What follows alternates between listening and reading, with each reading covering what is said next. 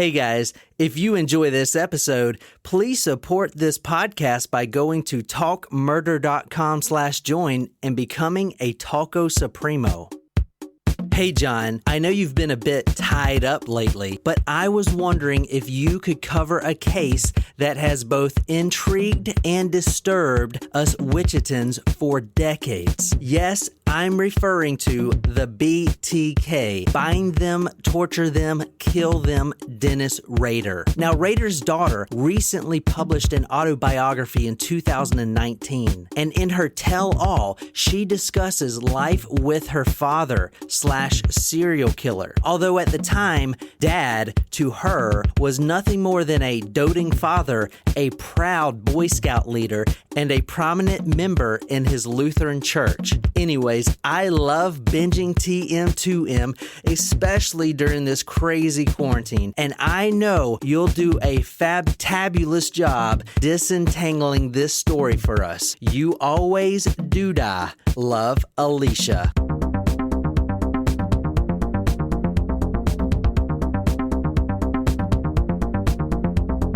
Wow, it's we made it through another week. We're being treated tonight. We have Western Sun spiked flavor pops, but they have a variety pack. Right now, we're all eating the watermelon flavor, but it also has blueberry, lemonade, a screwdriver, and raspberry are the other flavors in there. Well, tonight, John, you gave us a hint of tying the knot. Mm-hmm. So Nicole came up with a cocktail. I did. Shall we cheers? What is this called, Nicole? Well, this is the play on the bride's blushing bride. That was the name. Cheers, It's guys. red. What's in it? It is champagne, grenadine, and some White Claw grapefruit.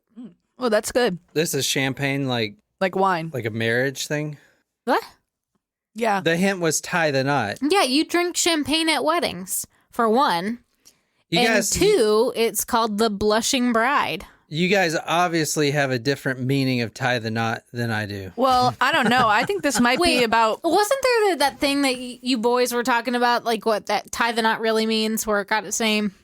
Yeah. Doesn't it have to do something with your penis? Yeah. What do you have to do?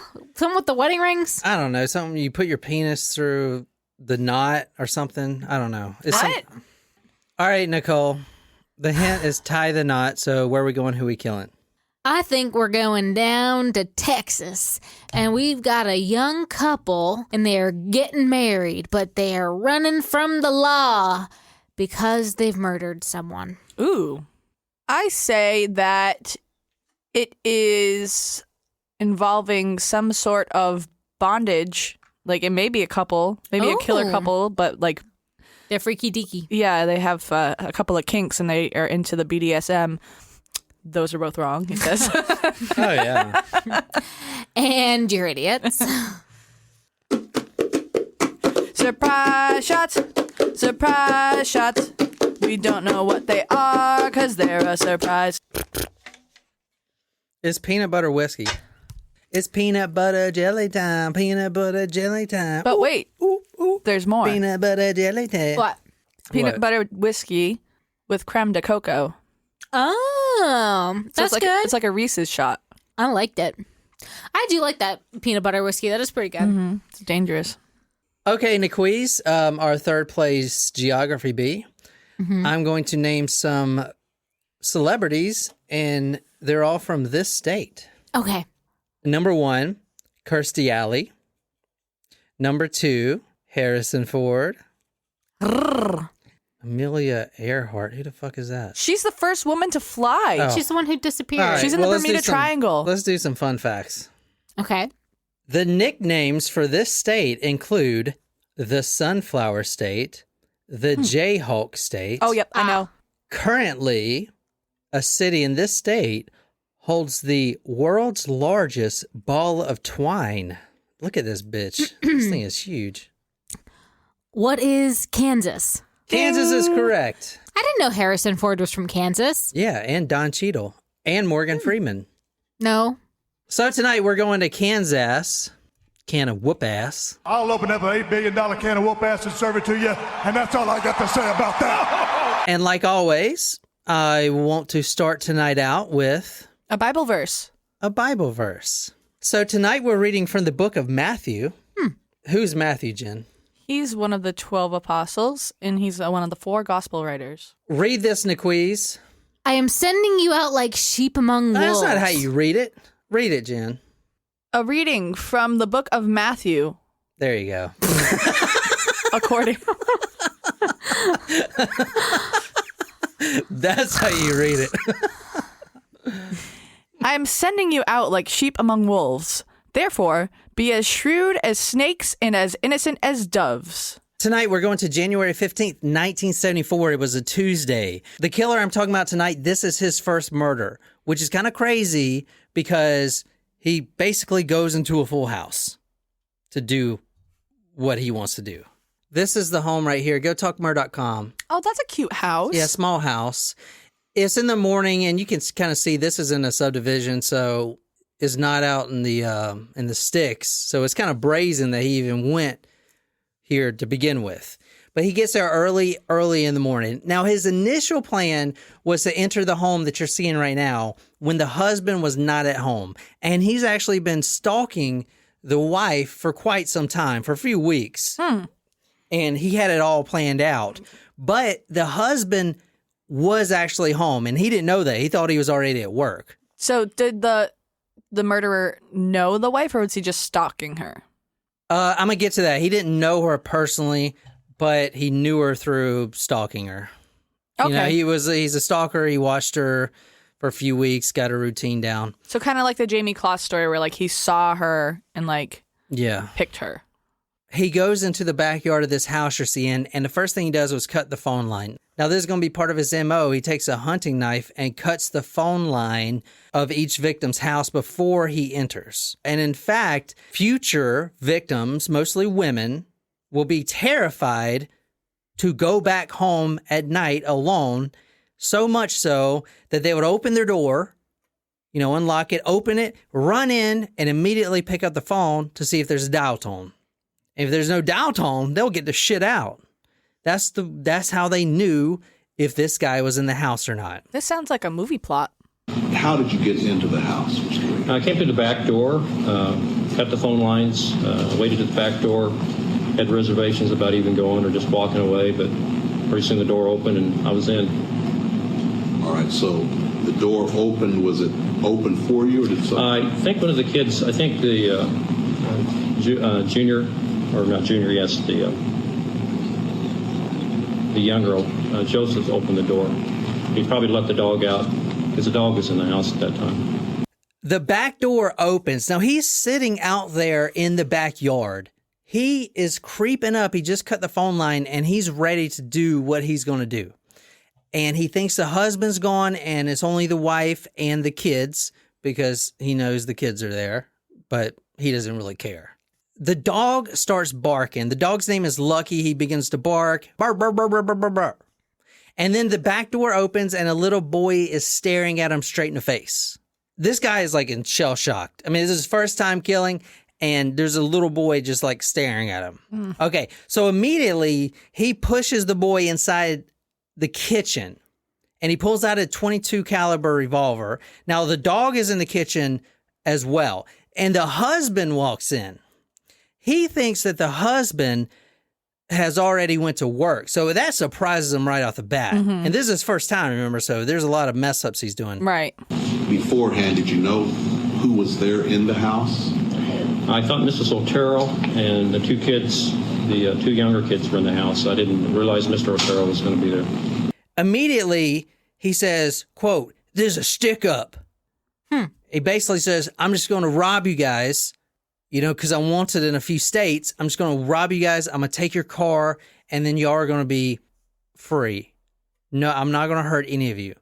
Now, the husband, he is a boxer. Oh, okay. So he could actually, take care of this guy, but he was recently in a car accident, and he has a broken rib. Oh. Ooh. So he's not going to be fighting anyone. All right, after you tied them up, what occurred?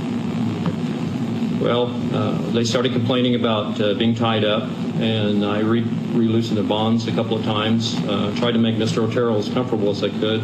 Apparently had a cracked rib from a car accident, So I had him put a pillow down for his head, had he put a parka or a coat underneath him. They talked to me about, giving the car and whatever money. I guess they didn't have very much money. And there I realized that, I didn't have a mask on or anything. They already could ID me, and made a decision to go ahead and put them down, I guess, or strangle them. I'm going to leave it right there for now because that was in the a.m. So now we're going later in the day between 3 and 4 p.m. Wow, he's been there for 12 hours? No, he's gone. Oh. I'm going to show you what the rest of the family walks in and sees. Okay. Carmen and Danny Otero. This is the Otero family, like I said. Okay. They're one of many children. They're the oldest, but they arrive home from junior high. They're walking back home. It's 3:30. They just got let out of school. Some strange things they noticed. Number one, the garage door was up, which is never up, unless it's ours and it's completely broken, and we keep it up because it doesn't close. I'm surprised we haven't had a Barbara sighting during this time. Well, we've been keeping it closed. It's yeah. closed right now, right? Not only the garage door that was up, but the station wagon, the family car, was gone. Lucky, the dog, he was in the backyard, which Mom never puts him out in the backyard because he barks. And like I said, this is in a subdivision. There's neighbors. And They've got an HOA. They got a HOA, yeah, exactly. The two kids walk inside, Carmen and Danny, and they see Mom's purse scattered all over the living room floor. They also see Josie's purse, Josephine, the 11-year-old daughter, her purse is also scattered. So it's obvious he thinks that there was a robbery or something. He doesn't know about the parents yet. But they do walk into the parents' bedroom. And I have a bunch of pictures here. And you go to talkmurder.com. I'm putting all these pictures on here. So the kids walk in and see their mother laying on the bed. You see her right there? Yeah. Okay, now she's tied up, as you're about to see. And if you want to read this, I'm going to tell you what book we're reading from in a minute. But if you want to go ahead and read this now. There were so many ligature marks on the throats of the other Oteros, it looked as though the killer had strangled them more than once, letting them have some air, then finishing them. Oh my gosh, that's awful. Yeah. I feel like that's worse than just letting someone die by strangulation. It's like, I'm going to strangle you, and then it's like, just kidding, like, I'm going to let you live, and it's like, just kidding, again. The father, Jose, 38 years old. The wife, who you just saw on the bed, 35 years old. This is another picture of her right here. These are the actual crime scene photos. So she's just laying on the bed. And Face up. Face up, yeah. She's been strangled. Was she also tied up there in the bedroom? Yes, yeah, both their hands and their feet were tied up. She was on the bed. No. This is the father you're looking at right now. His name is Jose. Do you see his face, how beaten it is? Yeah, Yeah. he's like purple. So remember, yeah, he's like... All right, what did you do to Joseph Otero Sr.? Joseph Otero? Yeah, Okay. Joseph Otero Sr., Mr. Otero, the father. Put a plastic bag over his head and then some cords and tightened it. And this was in the bedroom. Yes, sir. Did he, in fact, suffocate and die as a result of this? Not right away. No, sir, he didn't. What happened? Well, after that, I did Mrs. Otero. I had never strangled anyone before. His eyes are like swollen shut. Remember, this killer who I'm talking about tonight led the family to believe that they were going to be completely fine. And then he did something so deranged, suffocate the mother until she was about to die, and then release, let her come back to life, and then do it again. So obviously, he had this whole thing planned, and he was going to do this all the time alone. So he's basically disarming the victims. Getting trying them to do whatever he Exactly. asks, because they think they've got a chance to live. Exactly. Sir, let me ask you about Joseph Otero Sr. You Senior. indicated he had torn a hole in the bag. And what did you do with him then? I put another bag over it, or either that or if I recollect, I think I put either a cloth or a T-shirt or something over his head, and then another bag, and then tightened it down. Did he subsequently die? Well, yes. I didn't just stay there and watch him. Then I was moving around the room. But Now, the police arrive at the house after the two other kids run to the neighbors and call the police.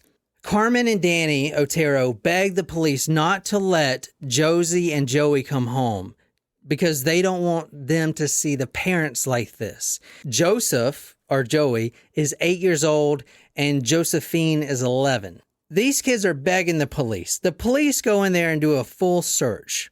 They had no idea that their younger brother and sister were already inside the house. If you want to read this. He found the switch and saw a dead girl, nearly naked, hanging by a rough hemp noose from a sewer pipe. Her dark hair was draped across one cheek. Her tongue protruded past a gag. The autopsy showed that Josie had weighed 115 pounds and that she died in a hangman's noose with her hands tied behind her back. She was bound at the ankles and knees with a cord that snaked up to her waist. The killer had cut her bra in the front and pulled her cotton panties down to her ankles. The lab people had scraped dried fluid from her thigh. So you see she's tied at the ankles. She has no pants on. She has no pants on. You see, I don't know if there's... Could be a tan line. I think she has a tan line there. And she's tied to the pole. This is in the basement, the dark basement. Now, the other two kids didn't even know that they were down there. Okay. Ugh. And then when I went back, Josephine had woke back up. What did you do then? And I took her to the basement and eventually hung her. All right, you hung her in the basement? Yes, sir. All right, did you do anything else at that time? Yes, I had some sexual fantasies. But that was after she was hung. Oh. All right. Hey, he won't. He just says What he did you had do then? Mm. fantasies. Yeah. Went through the house, kind of cleaned it up. It's called the right-hand rule. You go from room to room. Picked everything up. I think I took Mr. Otero's watch. He started wearing that watch around town, and he was thinking about giving the pearl necklace of the mom to his wife, but he didn't. Now, this is a little bit about Josie, the victim here, from the book. Her name was Josie Otero. She was 11 years old and wore glasses and wrote poetry and drew pictures and worried about her looks. She had started wearing a bra and growing her hair out. It fell so thick around her head and throat that the man with the gun would soon have a hard time tying the cloth to keep the gag stuffed in her mouth. The killer uses a variety of knots, and that's the first thing the detectives notice, is the different knots that are used, because there's a lot just in this one murder. So you'd have to think this guy Military. is military or something. For instance, Boy Scouts. he uses a clove hitch, a half hitch, slip knots, square knots, overhand knots, and something called a blood knot. Now, I don't know about these knots, but I know that they're all different, and you got to kind of be an expert to know how to do all these. So there are four. There's four dead people in the house, and I'm going to get to the son here in a second. But some of the victims in the house were taped and not bound with rope. Interesting. So the police ask, had this killer ran out of rope? But, and I'm going to get to later in the MO, the reason he did that, do you guys want to take a guess why he would tie the hands with tape? So that they might think that there was a second person involved who couldn't tie knots. I didn't think about that. It's pretty interesting. Quicker? Yeah, so it's basically he would tie the knots eventually to make them secure, but it's basically real quick just to get them secured because he's going into a house with four people.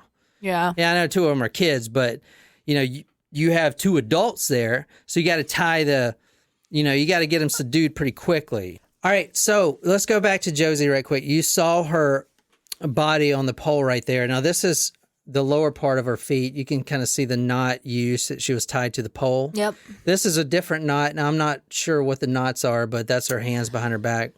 So is the significance of the knots that perhaps this person was a fisherman or in the Navy, or where are you going with this? A Boy Scout? I mean, I'm going to tell you what it is in a minute, but... Were they knots that only certain people would know. Yeah. Like, fuck, I was in the military. I don't know them damn nuts. So you say military, like all military people know it. I don't fucking know them. I don't know. I'm not saying it might be a Boy Scout thing. Yeah, I don't Boy know. Scouts tie knots. They have tests on which knots. There you go. They get badges on Yeah. knots. So it could be a Boy Do Scout. they get badges? I know Girl Scouts get I think badges. it's- So they get you tell badges. me why the police didn't fucking look for ex-Boy Scouts. You tell me that.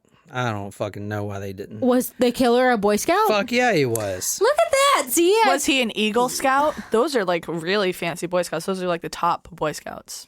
Okay, now Yeah. this is a little bit about Joey. The boy had died beside his bunk bed. In the boy's room, Cornwell saw something that stayed with him for life.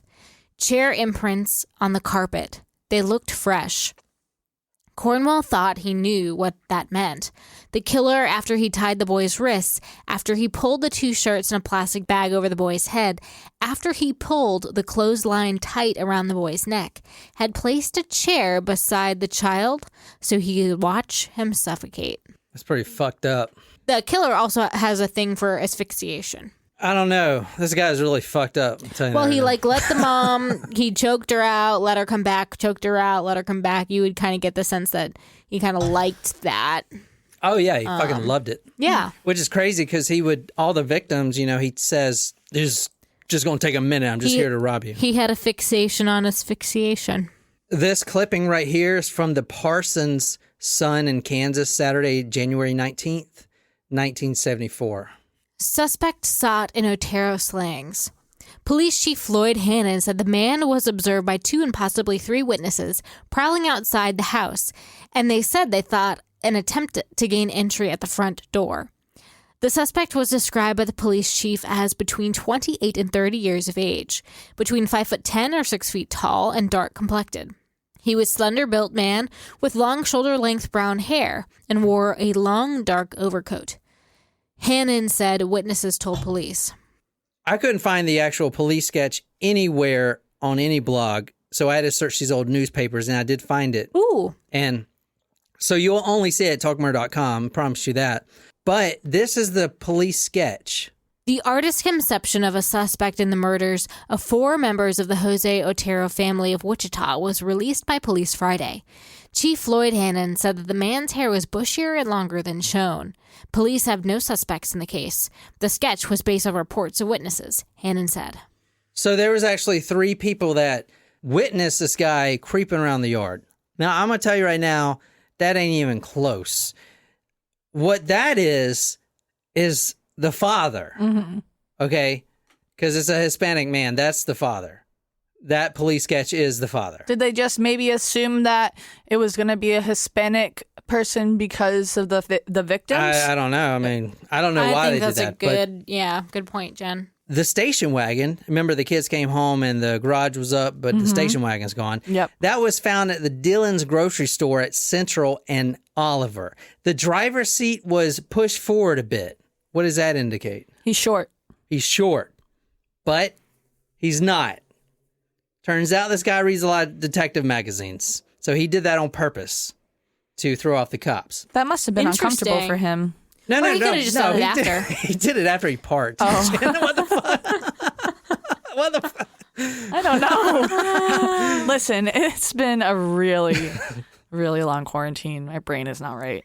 Detectives initially thought that this was a drug deal gone wrong because, I don't know, a Hispanic family, they got to be into fucking drugs, right? I mean, it's just like so racist how they thought that. It had nothing to do with drugs. Like, these were hardworking people, and there were no drugs or anything found in the home. So they just automatically think it's a huge drug deal, okay, for whatever fucking reason. But it's not. One newspaper said that this was done by a, quote, mentally deranged individual. You're looking at the police sketch of the killer right Looks now. like Pedro from Napoleon Dynamite. Yeah, he does look like old Page. Now, I'm going to show you what the killer really looks like, and you tell me if he's anywhere close to that. Now, this is him when he gets older, but see if you can see if there's a similarity. Oh, It's not even close. Oh, Tonight, we're doing a story for our Taco Supremo, Alicia. She had requested this story. It's going to be a 2-part story. Hey, Alicia. Yes. And it is on the BTK killer. Bind them, torture them, kill them. That's from his own words. But he started signing everything as BTK. He was writing letters. That's about all I know. Yeah. Was he inspired by, was he after the Zodiac Killer? It's around the same time. I'm wondering if he was inspired by the Zodiac Killer in his writings to the news.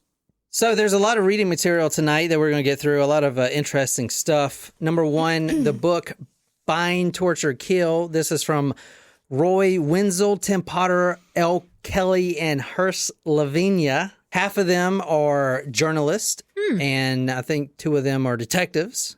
It's a really good book. But also, instead of just reading this one book and also multiple newspaper sources like I always do, I'm interspersing another book with the same story, and we're going to kind of go back and forth. This book is called A Serial Killer's Daughter. Ooh. This is by the daughter, Wow. Carrie Rawson. This is a fantastic book right here. It's interesting to read both at the same time because you have this Dennis Rader talking about how he's going to, hang up women and do all this gruesome shit. And then you have this other book with a daughter calling her dad. Oh, dad killed this person. Dad did this. It's kind of interesting interesting perspective there. Was how many people did the BTK killer actually kill? Like, was he really that prolific?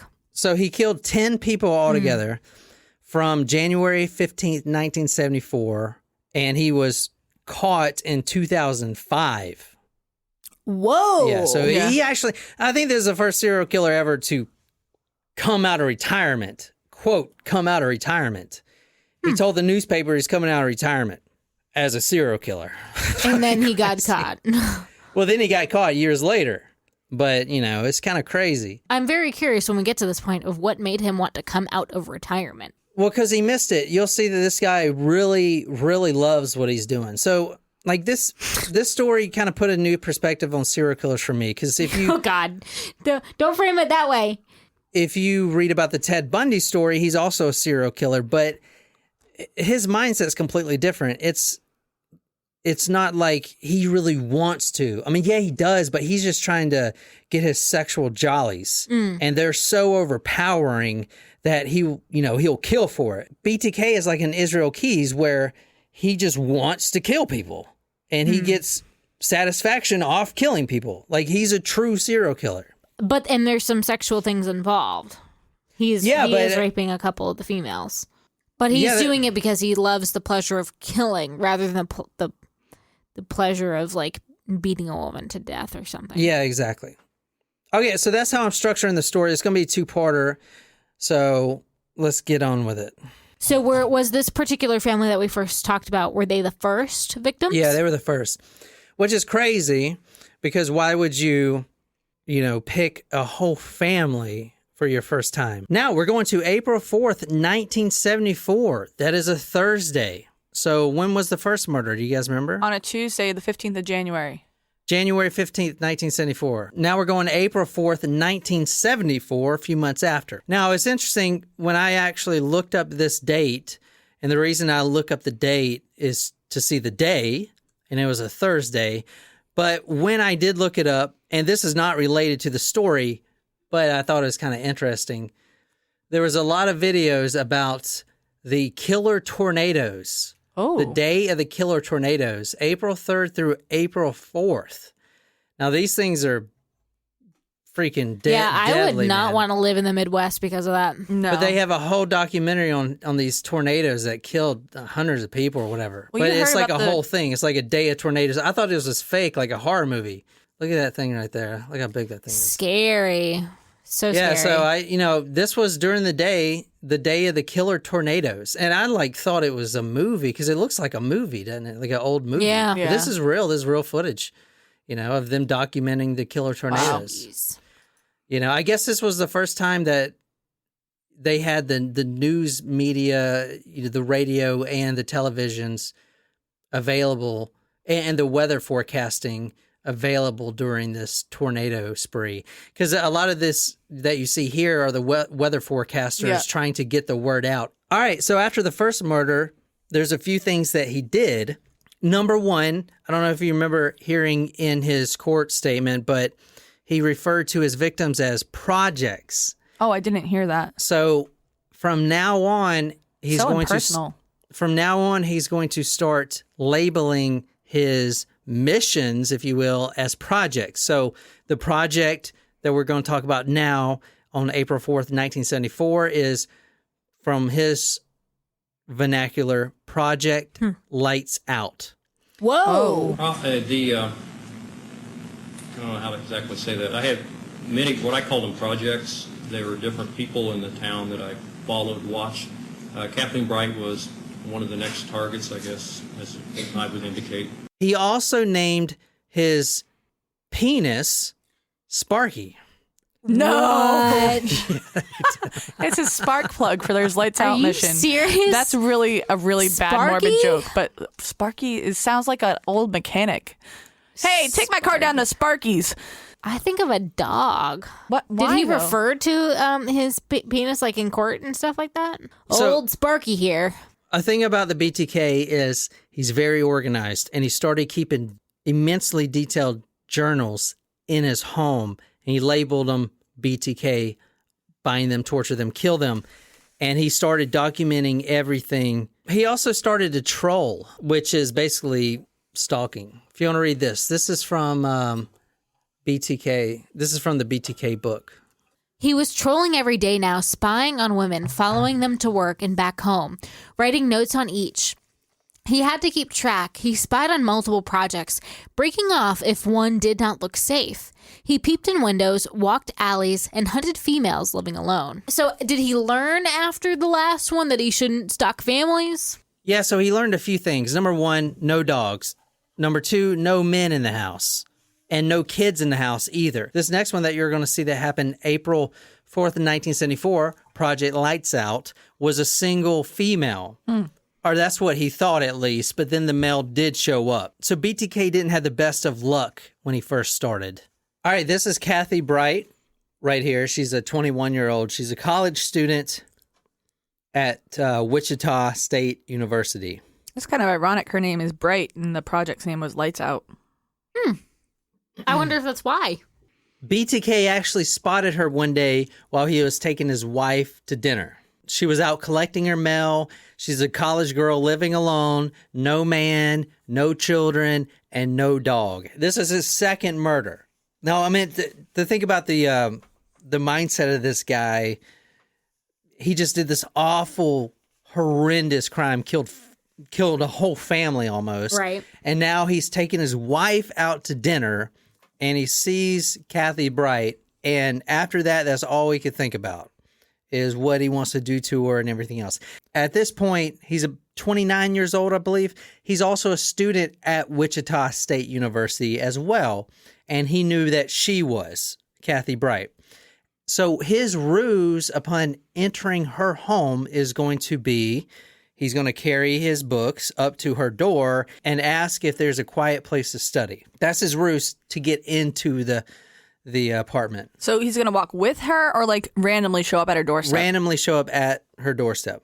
Is that something that happened back in the 70s? No, it's not. It's really weird. I don't think so. I mean, maybe so. I don't know. Then again, girls were hitchhiking everywhere and getting murdered. Yeah. So I don't know. Yeah. True. He goes up to her door carrying the books. He's been following her for a few weeks. So according to her schedule, her routine, she's home. But when he brings his books up to the door and knocks, she isn't home. No one answers the door. He smashes the back door glass in. He gets in and he hides in the bedroom closet. On this particular day, Yes. I broke into the house and waited for her to come home.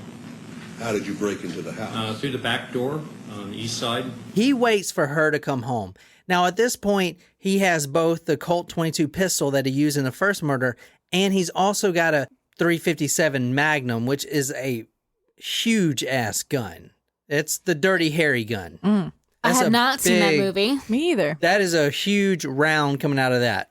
and he didn't carry the 357 Magnum on the first one, so I believe he's carrying it because he got kind of spooked out for the first one. Because the first one, the man was there and things could have gone awry quick. Did he ever shoot the Magnum in a crime?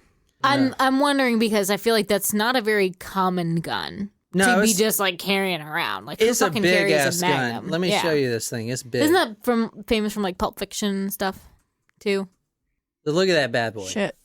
That's huge. That's a big fucking gun. Yeah. Is that one of the largest handguns? Huh? Yeah. You never saw the Dirty Harry movie? No. But that is on Netflix right now. Lucky. Clint Eastwood, Are right? Hell yeah, it's Clint Eastwood. He's a that's bad-ass motherfucker. That's not the biggest gun. There's a 50 caliber. This is a beast. Whoa! Right here. Now, this is a gun. No, thank you. That if someone comes to your door and tries to bust in and you shoot them with that, the police are going to be looking for parts of the guy like around the lawn. That's really the size of an average 50 cal. I'm gonna get the round size. Huh? A 50 cal round's huge. Yeah, we used to shoot I 50 know, cals. but like that's a little like the length of that barrel is kind of comical. I mean, it has to be that to shoot that big ass 50 cal round. I guess I don't know a lot about ammunition. So like when you're thinking about 50 cal versus like an RPG, well, an RPG is like a missile. That's a missile. Rocket. What are you talking about? It's a rocket launcher. I don't know what I'm talking about. I just told you that. I don't know. But a 357 Magnum is big as fuck too. That's what I'm saying. Like having both of those guns. Like he had a 357 Magnum on him. That's a huge carry. But that's what kind of goes. If he ever shot it, like how many people are shooting that? Well, thing? everyone would have heard it. All right, let me tell you about this. This is crazy. So Dennis Rader, this is his second murder. He breaks the glass door and hides in the bedroom closet. Now he thinks, because he planned this out, that she's going to come in there alone, but she doesn't. She actually comes in there with another guy. Ooh. So he's hiding in the closet, just like any comical movie with the guys hiding in the closet, that you see. It's just the same thing. He's like literally in the closet looking out the blinds. Yeah, it's like R. Kelly, stuck in the closet. Yeah, or something like that. He hears Kathy talking to someone. The person she's talking to is Kevin Bright, the brother. Oh. Now, he doesn't know that at the time. Plus, he doesn't really care. But he's kind of pissed at himself because he thought this was going to be an easy, gotcha, one person. Now he's got to deal with two. Not only that, he's in the closet and the BTK killer, he's already labeled himself the BTK killer and everything. Guess what he forgets to bring with him? His rope? His rope. He had brought no rope. He had assumed she would be alone, easy to control. He had planned to tie her with pantyhose or whatever she had, so that when the cops found her body, they would see a method different from the Otero murders. But now here he stood, Mr. Bind, Torture, and Kill, with nothing to bind them. He comes out of the closet door and confronts him with the gun. He uses the 22 caliber. It's a pretty small round. A 22... You could shoot 50 Cent probably 15 times with a 22 and he's still okay. Mm-hmm. So I don't know why he didn't pull out the 357. The only reason I can think of is because he didn't want anyone to hear it. Oh, and I forgot to say, this is really important. While he was in the closet before Kathy or her brother came in the door, a shot from the 22 caliber actually discharged in the closet. Did he shoot himself in the foot? He didn't shoot himself in the foot, but... I mean, this is like in an apartment building, you know what I'm saying? You could hear that shit. Plus, they could smell the gunpowder when they came in. But anyway, it's just, this kind of shows you how a serial killer kind of fumbles through his first few kills. He's still working his, getting better and better at it. Immediately, he goes and confronts them. Same story. He tries to disarm them. Hey, I'm just here to rob you guys. And they're like, well, why are you wearing gloves? Well, I'm wearing gloves because I don't want my prints to get everywhere because I'm wanted in a few states. I'm just here to get some money, probably steal your car. Everything's going to be okay. So I'm going to have to bind you up, tie you up just for a little bit. And then when I leave, you guys can call the police. Like he's really, trying to relate to these people and they're buying it, which this is so fucked up. Like, as you'll see, here shortly, it's not that BTK has any empathy. He doesn't. I'm curious when we get into more of his background, what he does for a living. Yeah, so go back to the Otero murders where he's putting the pillow under the father, to rest his head. Like, it's not that he's feeling any empathy. He's a straight fucking psychopath. He's doing that as part of his sexual thrill. He wants them to feel that they can trust him a little bit, and then tear him down again. It's fucked up, man. This guy is really fucked. Anyway, first thing he does is separates the couple. He puts Kevin in one room and Kathy in the other, and he binds them both. All right, now you indicated that you believe you had Kevin tie Catherine up. Tell me what happened then. Okay. I moved, after, I really can't remember, Judge, whether I had her tie him up or she tied him up. But anyway, I moved her to another bedroom, and he was already secure there by the bed. I tied his feet to the bedpost, at the bottom of the bedpost, so he couldn't run. Kind of tied her in the other bedroom, and then I came back to strangle him. And at that time, we had a fight. Were you armed with a handgun at that time also? Yes, I had a handgun. What happened when you came back? I actually had 2 handguns. Okay, now he turns on the music because from the first murder, he found out that the sounds of strangling is actually pretty loud. And you don't want the other person to hear that and then get all freaked out and try to escape or something. Well, that's why the father in the last one tried to tear a hole in the bag. Exactly, yeah, he tried to tear a hole in the bag. Kevin actually gets out of his ropes. So Mr. Bind, Torture, Kill can't even bind him right, apparently. He gets out and he charges after BTK. And he's going to take him out. As soon as he gets like a few feet from tackling BTK, BTK pulls out that 22 and shoots him right in the face. Boom. Whoa. And now he's down. Blood's shooting from his face and his head area. Now he's down. When I started strangling, either the garment broke or he broke his bonds and he jumped up real quick like. I pulled my gun and quickly shot him. I hit him in the head. He fell over. I could see the blood, and as far as I was concerned, I thought he was down and was out, and then went and started to strangle Catherine. If you think about what's going through BTK's mind right now, it's a frantic situation. He's trying to control all this stuff. He's got this whole mission plan where he wants to do all this sexual stuff. He wants to hang her and, masturbate on her and spend time with her. Now it's in a frantic mess. He can't do all that. Now he's just worried about getting caught. Yeah. Right. So he shoots Kevin, the brother. He runs back to Kathy. Kathy's like, "What'd you do to my brother?" And that's the first time he found out that was his brother. "What'd you do to my brother?" Because she heard the gunshot. Mm-hmm. He goes back into Kevin's room after he shuts Kathy up, chokes her a little bit. She passes out, goes back into Kevin's room to make sure he was dead. He tries to kick him. And this is from the book.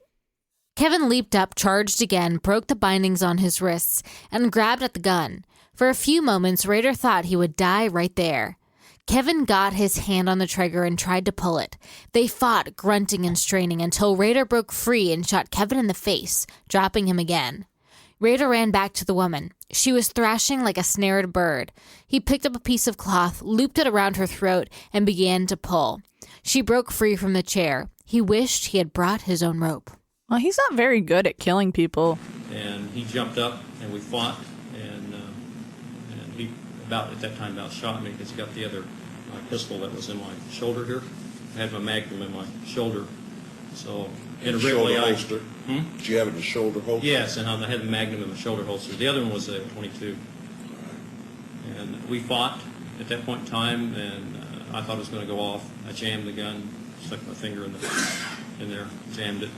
And I think he thought that was the only gun I had, because once I either bit his finger or hit him or something got away, and I used the 22 and shot him one more time. And I thought he was down for good that time. So Kevin actually survives. Kathy does not. But you can see his bullet shot wounds right here. Once right there, and then once through the head. It didn't go straight in the center. It basically scalped him, but you can kind of see the exit wound. And then he got shot here. Wow. He survived. He's lucky. Kathy did not. She actually died after 4 hours. But let me go back to her. He takes out his buck knife and basically starts stabbing her. He stabs her 11 times. All right, so you shot him a second time. Yes, sir. What happened then? Went back to finish the job on Catherine, and she was fighting. And at that point in time, I'd been fighting her, and then I heard I don't know whether I was basically losing control. The strangulation wasn't working on her, and I used a knife on her. You say you used a knife on Yes, her. yes. What did you do with the knife? I stabbed her. She said either stabbed 2 or 3 times, either here or here. Maybe 2 back here and 1 here, or maybe just 2 times back here. You were pointing to your lower back and your Underneath the ribs. and your lower abdomen. Yeah, underneath the ribs, up underneath the ribs. So after you stabbed her, what happened? Actually, I think at that point in time, well, it was a total mess because I didn't have control on it. She was bleeding. She went down. And he actually quotes himself as stabbing her, quote, like a hellcat. Ooh. What's that? He stabs her in the back, turns her over, stabs her in the gut. He actually tells himself, because he reads all his detective magazines, he's like, she's supposed to be dead now. This isn't like a normal human body. Like, what's going on? So he just keeps stabbing her. How many times did he? He stabbed her a total of 11 times. Wow. This is her wounds right here. I'm putting, all the pictures on talkmurder.com. Stab wounds to Catherine back. Stab wounds to Catherine's torso. So you can see 1, 2, 3, 4, 5. And stab wounds to the front torso. It looks like he tore her at one point. Yeah. That's a long cut. So those are the autopsy photos. So he doesn't get to play out his sexual fantasies on this one. This is another botched one, and this one's really botched. He actually leaves right after that because Kevin somehow gets up and runs out the front door. Jeez. So he almost got caught. So, but he did get away. I think I just went back to check on Kevin, or at that basically same time I heard him escape. It could be one of the two. But all of a sudden the front door of the house was open and he was gone. And I tell you what I thought. I thought the police were coming at that time. I heard the door open. I thought, no, that's it. And I stepped out there, and I could see him running down the street. So I quickly cleaned up everything that I could and left. Now, this is the first time we're hearing from the daughter, Carrie, the daughter of BTK. So I'm going to intersperse these throughout the rest of the story. In April 1974, after murdering Catherine Bright and almost killing her brother Kevin, Dad hid his bloody clothes and murder weapons in my grandparents' white tool shed and chicken coop. He disposed of them later. I played hide and seek with my cousins in that shed 10 years later. Ooh. Look at that passage again. It's so strange. Yeah, it's so strange because he's like, Dad hid them. Yeah. And this guy's a monster. It's weird reading both books in tandem because when I read about a murder that, happened and all the gruesome crime scenes, and then I read her retelling of it, it's like, oh, Dad did this. It's interesting because it's not just like my father did this. It's like Dad. It's more of an intimate term, Yeah. When he was a child, he tortured animals. I didn't find he wetted the bed or started fires, but he did torture animals. At the time he's killing all these females, he's married, and very, very happily married, I need to point out. This is from... Can't be that happily married. No, he is. Well, because he's projecting his aggression onto other people. This is from BTK's daughter. As the Carpenters harmonized, we've only just begun. Dad would pull Mom close and she'd laugh, and they would spin together for a minute or two in the living room, lost remembering the good times spun early around their song. As a toddler, I'd twirl and clap and wait my turn. When Dad and I danced to Close to You with my little feet on top of his white socks, I was certain my dad's love for me knew no bounds. So you can see how crazy it is. I mean, I don't know. Do you think she just didn't? Not that she didn't want to see the signs. No, there was no signs because 0 signs from an outsider. 0 signs because, as you'll see, this guy was pretty high ranking in his Lutheran church as well. He was a family man. Yeah, he was a Boy Scout leader. and everything else. So he's not a serial killer. He's Dennis Rader, you know, the ADT alarm system technician. Oh, he was. Yeah.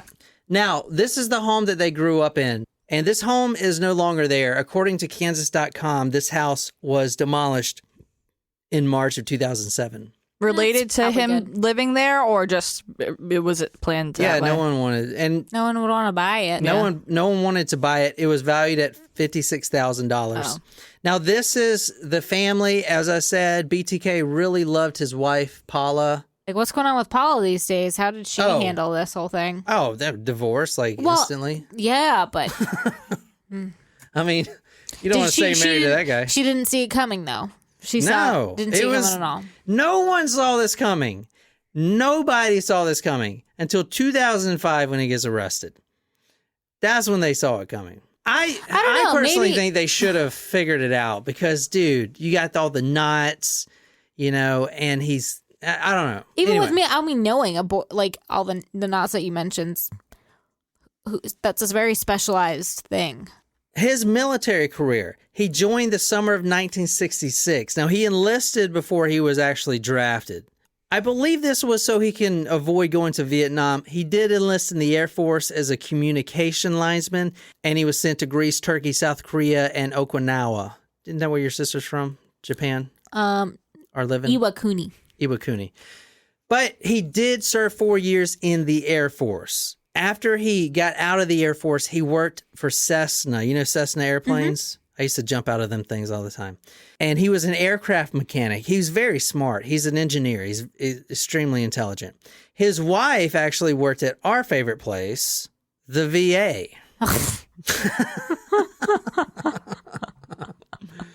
Yes, it is our favorite place. Or the VD, as we call it, Veterans Despairs. Sorry. In 1973, when did I say the murders happened? 1974. 1974 is when the murders happened. 1973, he was laid off from Cessna as an aircraft mechanic. And that could have been the catalyst. It could have all went downhill from there. He was also a student because he got out of the Air Force using the GI Bill. He goes to Wichita State University.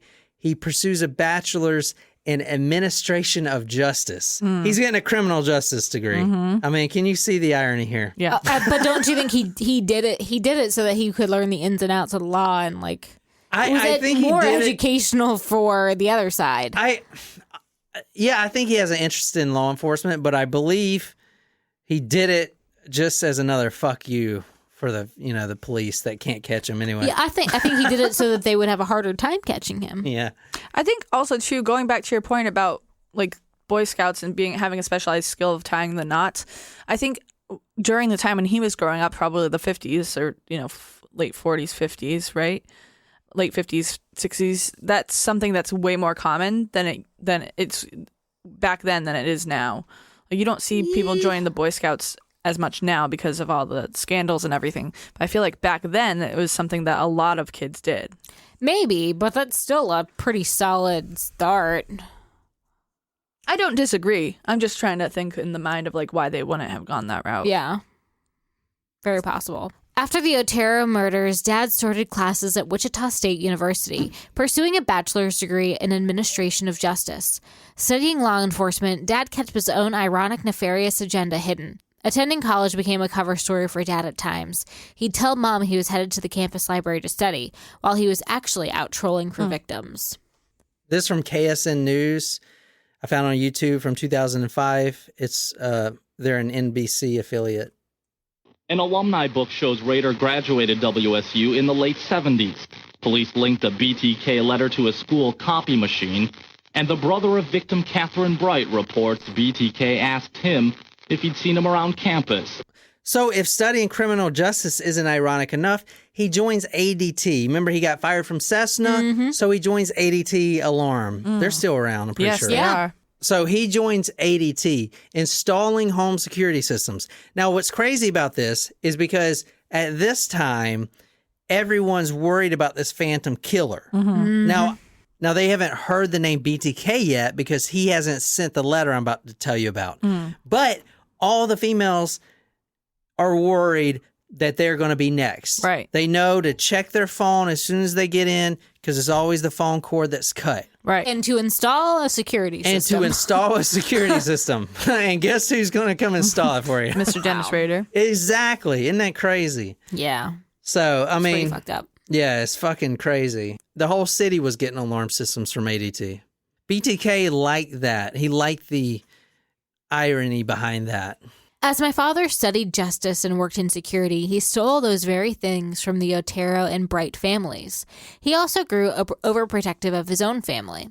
Dad's self-induced, twisted insanity of over-caution and suspicion permeated my home for the next decades. We never had a security system, but we did have ADT stickers on the doors and a thin metallic tape outlining our back door's window, which Dad had told me was enough to fool the bad guys.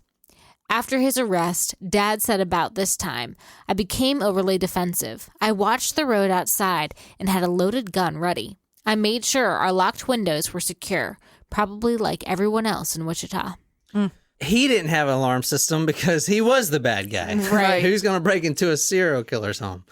In July of 1975, his son Brian was born, and Carrie, who we're reading the book from, she was born June 1978. Another ironic thing is he later becomes a compliance officer, which is basically like a town dog catcher / oh my God, you need to cut your grass more / get Like this, neighborhood watch Yeah, type of- neighborhood watch / dog catcher. That's what a compliance officer is. I don't know if we have them anymore. No, it's called the HOA. Yeah.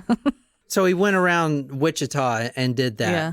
And he could write tickets, and I don't think he had a gun. But here's an interview from him. Now, this is way before they knew that he was the BTK killer. Hate to harass you over your grass being over, 6 inches tall or something like that? But Rader also handled animal control. You're about to see a KSN interview shot with Dennis Rader on animal attacks in Park City. We've been tracking it down. The dogs are somewhat territorial as well as vicious, and we've been trying to round them up and corral them as best as we can, working with the reporting parties of where the sheep were killed. Business Paul Blart. Now, remember, he also used to torture animals. Right. So that's ironic that he ended up being animal control. Yeah, and so I'm kind of... Also, animals can sense good and bad people. So, of course, they're not going to like him. Now, go to talkmore.com because this is a very interesting video I found randomly. The title was Home Movie of Dennis Rader, BTK Serial Killer. It's by Just Reboot 2. Taken from my dining room by my mom. He was the Park City, Kansas compliant officer. We had problems with the neighbor's dogs, so she decided to record it. You can see his face at one point. I like how the dog tries to bite him at one point. So this is him. The video doesn't have any sound, but you can see him coming in the frame right there. And the dog actually tries to bite him. And it's just a little home video. It's one of these gems, that Wow. it's so glad this person uploaded it. It's just so random. ADT installer, compliance officer, huge in the church, loving wife, 2 kids. Like, he's the family man. It's important to know at the time, behavioral analysis was getting more and more popular.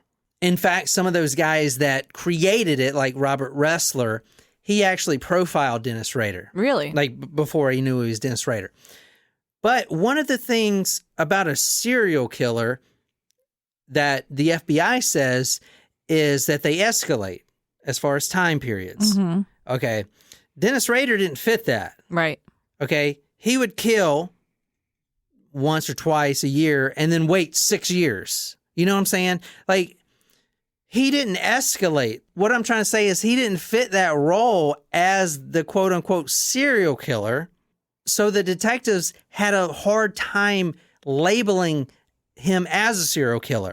Is he more of a spree killer? What I'm trying to say is they were reluctant to come out to the press that there's a serial killer in Wichita. Right. Because when they do Panic. that, when they do that, there's panic. So they were reluctant to do that because he didn't really fit the typical serial killer from what the FBI and the Behavioral Analysis Unit dictates a serial killer would be like. Right. And that's really important to know. Now, a few months after the Otero murders, he actually calls a journalist. His name is Don Granger. He works at the Wichita Eagle. And a little bit about the Wichita Eagle is they're the ones that really help push this case forward. They're the ones that got the communication from BTK and published it and worked with the police and everything else. So a journalist, Don Granger, gets a phone call. And it goes like this. Listen, and listen good. I'm only going to say this once. There's a letter about the Otero case in a book in the public library. Click. Oh. This is really interesting. This goes back to what I was talking about, a serial killer. Like, unlike Ted Bundy is just trying to get his sexual jollies off randomly, this guy is actually trying to make a persona, you know, he's trying to make this famous, this, you know, phantasm, if you will, or whatever, the specter, you know, of serial killer. So he's very meticulous when he's doing this. I mean, he literally goes to a library, a public library, puts a letter in the library in a random book. And you guys want to guess what book that was from? Julius Caesar?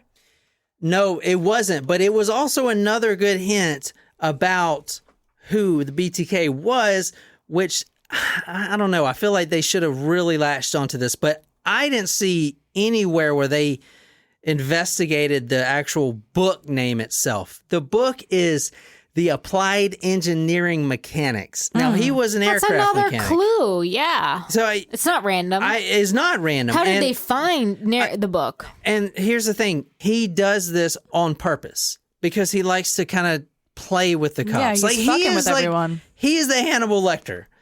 You know, he's actually trying to form this persona of a serial killer, which it completely twisted my mind on what a serial killer is, because this is the actual defined term of it. Like, he's trying to be a serial killer. Right. You know what I'm saying? Does that make sense? He's awfully clumsy. And it's not like Gary Ridgway killing prostitutes where he's just, you know, doing that because he wants to. Like, this guy's trying to fit this persona of a serial killer. Does that make sense? Yes, Okay. yes. He is trying to do what he thinks a serial killer is. Yeah, exactly. And I don't think we've done a case like that. I mean, the only one I can think of is Israel Keys, but he wasn't really trying to form that persona. Well, he just wanted to kill too. he just didn't want to get caught. The only other killer that I can think of that would be like Zodiac or something, but I haven't done his case. I don't know much about him. To me, I wonder if it's when he writes to the media and stuff, it's a subconscious thing for him to get caught. Like, maybe he actually wants to, and why he comes out of retirement later. No, but a lot of the pretty much every murder, he says he was waiting to get arrested. Like, he knew the risk, and after the first murder, he was reading the newspaper every day. Like, they knew that he was reading the paper. They knew that he was watching TV about him, and he said that he was just waiting to get arrested, but he never did. You know, and I do feel like they should have put some more things together, man. I don't feel like the cops did a very good job. I don't know. I just feel like I feel like they didn't run down all the leads, like the book and the knots. I mean, no one knows how to tie fucking knots besides Boy Scouts, man. I've spent 10 years in the military. I can barely tie my shoes. But he was also military, so like, I can barely tie my shoes. What the fuck? And like, he has 17 different knots at the crime scene. I mean, what the fuck? Like, I don't know. Anyway, go ahead and read this. This is about the letter. Now, this is from the Great Bend Tribune, another Kansas paper. As you see, I'm using all Kansas sources here. Thursday, December 12th, 1974. Cites monster as real killer. A monster in his brain forced the author of a letter to kill 4 members of the Joseph Otero family here, the writer said in the communique mailed 2 months ago to Wichita police. In a news conference Wednesday, Police Chief Floyd Hannon denounced the release of the letter by a Wichita newspaper, but he said that the author was either responsible for the killings nearly 11 months ago or had intimate knowledge of the deed. The writer of the letter would have had to be inside the house when the crime was committed or participated in the crime, Hannon said. We feel this man has intimate knowledge of the Otero thing. Otero, 38, his wife, Julie, 34, their daughter, Josephine, 11, and their son, Joseph Jr., 9, were found murdered by a strangulation in their home on January 16th by 2 other Otero children returning from school. The writer signaled that the letter with only the initials BTK. He said he was afraid to seek help because of possible ridicule. I think we've taken one hell of a risk with the release of the letter, Hannon said. He might have to go out and commit this offense again to prove he committed this Otero offense. He is a sick man who needs help, Hannon said. He should surrender to the authorities. We'll get to this in part 2. But another really interesting thing about this case is they tried to bait him through the newspapers by saying stuff like, we know you need help, come in and we'll help you. And what's really interesting, we'll get to in part 2, is they actually use subliminal messaging on TV to try to get him to come in. Really? And it is really interesting. They've never done that, but you can see how desperate they are. And I'll show you the actual... Oh my gosh, I can't wait to see It was this. like a press conference and a little blip. You can't even see it unless you stop the video, and then you can see it. And it's crazy. But anyway, let's talk about the letter real quick. That's crazy. The letter that was found inside the Applied Engineering Mechanics. Let's read this if you guys don't mind. Now, I want to say he purposely misspelled things to try to throw the police off. It's not like he's dumb. He just, misspelled it. Another mistake that he made was when they did chase down the paper and where the paper came from, even though he cut off the edges or whatever, the edges of the paper, they finally found the typewriter that the letters were coming from. Wow. And they were coming from the library inside the Wichita State University. So who the fuck's going to be there? Only a student. Only a student, right? So that was a huge thing. Wow. Yeah, exactly. I believe they ran down... It's like 1,000 different types of typewriters, and they finally found the one, because they all use different little letter scripts or whatever. Yeah. And they're all very different. It's kind of like a bullet coming out, like it has a signature. But anyway, this is the letter. We'll read this. This is first communication with the press. I write this letter to you for the sake of the taxpayer as well as your time. Those 3 dudes you have in custody are just talking to get publicity for the Otero murders. They know nothing at all. I did it by myself and with no one's help. There has been no talk either.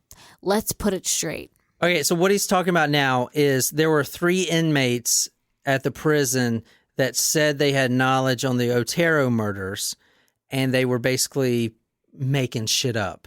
And this is the thing that really sparked BTK, because like you saw earlier when he was talking to the judge, how angry he got with the details. Yep. Like he wants his story exactly like he wants it. And how dare someone else take credit for How it? dare someone else come out and try to mess with the details, which kind of pushed him to write this letter in the first place.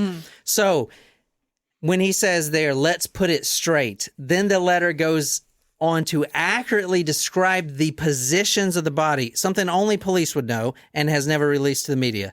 For instance, Josephine, position, hanging by the neck in the northwest part of the basement, dryer or freezer north of her body, bondage, hand tie with bind cord, feet and lower knees, upper knees and waist with clothesline cord, all one length. These are details that the newspaper would never have. Right. So then he continues his letter with this.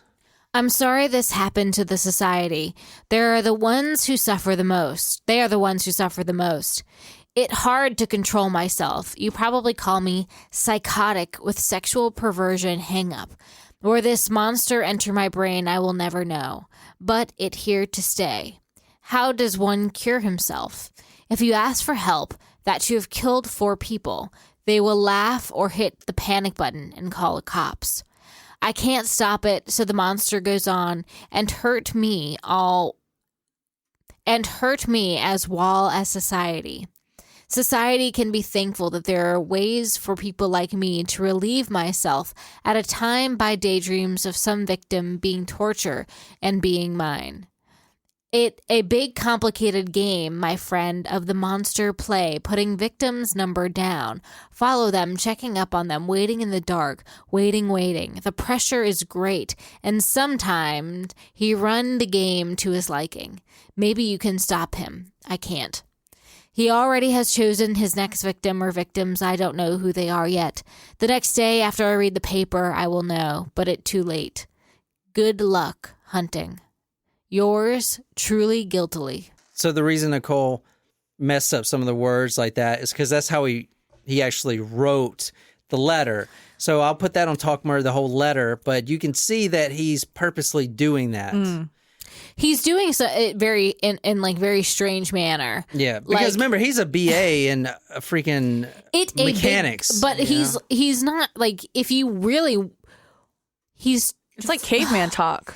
But he's using complicated words, sexual perversion, psychotic. But then he's misspelling just the random shit. It's a big complicated. Like, no, it's a. You don't have to have the apostrophe, right? Yeah, he's doing that on purpose. Yeah, but he's picking very strange words to get wrong. Yeah, so it's almost like it's very obvious that he's playing a game. To do it. Yeah, and I think he is playing a game. P.S. Since sex criminals do not change their MO or by nature cannot do so, I will not change mine. The code words for me will be bind them, torture them, kill them. BTK. You see, he added again. They will be on the next victim. Now, what do you notice about that? What person at that time in the 70s is going to use the word MO? That right there shows you that he has to have some knowledge, a.k.a. he reads a lot of detective magazines and everything else. Or they're like obsessed with Talk Murder to Me. Yeah, or he listens to Talk Murder Me podcast. But that's another clue that he's got to be law enforcement or at least got to be knowledgeable. Yeah. So I'm gonna stop there for tonight. I think that's good enough for tonight. And then tomorrow we're gonna finish up. We got a lot more to do. So, and what do you guys think about that first episode? It was great. You see, he added again. I feel like he talk like I talk to old Hibbs. If you enjoyed this episode, be sure to hit that subscribe button on whatever podcasting app you use. If you like this story, you can follow us on social media, Facebook, Twitter, Instagram. If you're absolutely obsessed with this podcast and want to become our Slipknot, go talkmurder.com/join. Become a Taco Supremo. Get a badass t-shirt, sticker, swag, a lot of love. Shout it out all over the place. Tell me what story you want me to do. I'll research it dedicated to you on Talk Murder Me podcast. My name is John here with Jen and Nicole. Until next time, good night, you lovely, lovely people.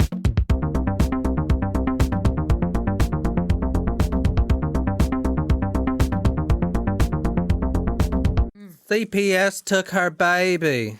They took her baby. CPS took her baby. So this is a Hispanic man, and this is the BTK killer. Yes. Dennis Rainer. Dennis who? Rainer. Dennis Radner. Dennis Yeah, Rader. Radish. Dennis Radish. No.